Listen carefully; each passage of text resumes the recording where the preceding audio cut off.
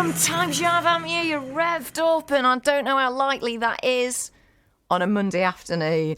I don't know, I get very overwhelmed with stuff, and I'm very, I don't know if you notice, quite a hypey person. That's just my nature.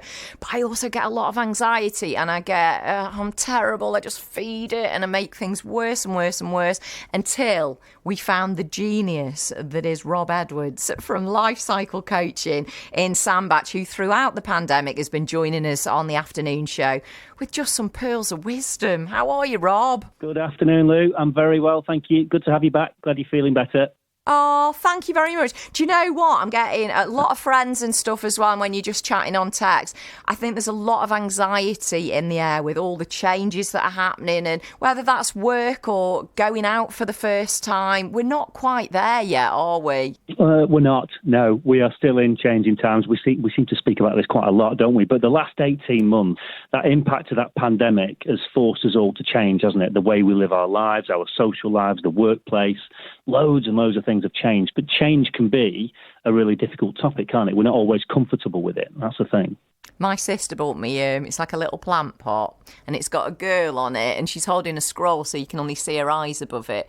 And it just says on it, don't be afraid of what you don't know. And Nicola went, put it somewhere that you can see, because, it's terrible, Rob. Well, I am anyway with anything. If I'm asked the slightest thing and it's not what I've organised for myself, I go, what? What do you want from me? And I get really scared. I know, it's a really important message, actually, because we do like things to be stable and familiar. We like to know what we're doing. And so sometimes when those changes happen, that can bring a degree of anxiety with it, especially when it means that we need to make those changes as well. And that's what's happening now, for example, because we've lived through this pandemic. It's given us, quite fortunately, in some cases, a whole new perspective on things, hasn't it? You know, about flexibility in the way that we work and finding a better work-life balance, and maybe, a renewed appreciation of some of the simpler things as well. And so a lot of people are now starting to think about, how can I make these changes? I'm considering making changes, but I'm a bit concerned about how to do it. Does that make sense? Yeah, it does. And I think you've just said something as well. Would it be useful if we actually stopped and just said, hang on, look at the things that have changed, whether it's the last 18 months or before that, and how we got through them? Because we don't commend ourselves very much, do we? Well, I don't. I just panic on the next thing that's coming. That's it. It's about building an appreciation of what has changed and how adaptable we are. Right, let's have a bit of fun with this and build a list, right? Things are changing around us all the time. We're in a constant state of change. Let's have a go at it. In your lifetime, right, and mine, what has changed? Let's build a list of it, and then we'll reflect back on it, right? What's changed?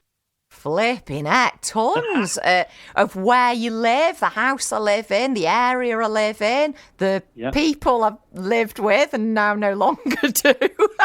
Right, okay. Even, I suppose, when you're looking at photo, we've done a lot of reminiscing, haven't we? And you go, what was my hair, or what have I been wearing?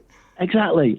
So stuff's changed, and it always has. Technology's changed, the economy's changed, the way we work has changed, families change, relationships change.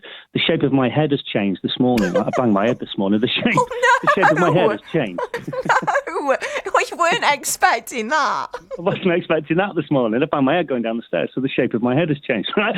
Silly example, but stuff changes around us, and yet we resist it. But what gives us the right, really, to resist that change when, as we've just identified, everything around us is in a constant state of flux? The universe is changing, the world's changing, and yet we don't like change. We've got no right to resist it, really. Yeah, and you're dead right, because if it's something I've picked, I'm a control freak, so I'm quite happy if I've picked it and I know it's happening. It's when it's sprung on me, I go, ugh, and that's my instant reaction to most things. What do you want? That's it, but we can't always be in control of it. So it's how adaptable we are to that change. So that little list that we just created between us, right, from the shape of my head to work, relationships, the economy, climate, everything, we're in constant flux, right? But we can prove that we are adaptable to it. So it's how we can make that change.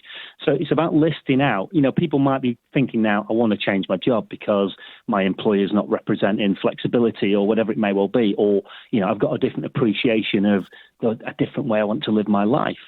So, it's about listing out now, because we are changing, what is really important to you now. it might not be what was important 2 years ago, 3 years ago. That's such a good question. And it's a better question, isn't it? Rather than me going, oh, what? I'm going to dread doing this. It's like, you're exactly right of what do you want to do and I guess what you enjoy doing.